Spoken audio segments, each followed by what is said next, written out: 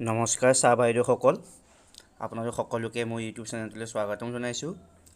অহাকালি 24 জানুৱাৰীত এখন নতুন এছঅ'পি প্ৰকাশ পাইছে। সেই এছঅ'পিখনৰ আমাৰ বাবে এটি গুৰুত্বপূৰ্ণ নিৰ্দেশনা আছে। নিৰ্দেশনাটোৰ বাবে আমি তললৈ যাব লাগিব। আপোনালোকে তলত গৈ দেখিব আমাৰ বিদ্যালয়সমূহৰ বাবে এটি গুৰুত্বপূৰ্ণ নিৰ্দেশনা আছে।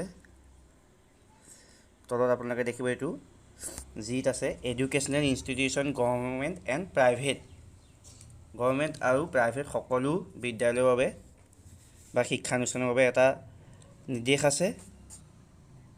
এয়া আপোনালোকে 2 নম্বৰটোত চাব, physical instruction in all schools up to class 8 in all district shall be suspended and all such educational institution shall migrate to virtual options until further অৰ্ডাৰ্ছ।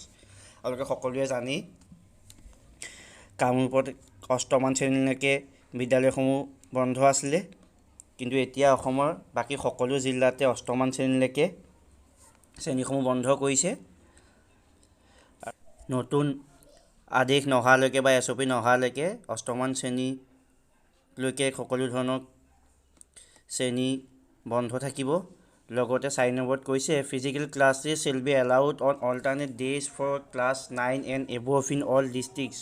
আৰু সকলো জিলাতে 9মান শ্ৰেণীৰ পৰা সকলো ধৰণৰ শ্ৰেণী এদিন এৰি এদিন চলি থাকিব। ধন্যবাদ।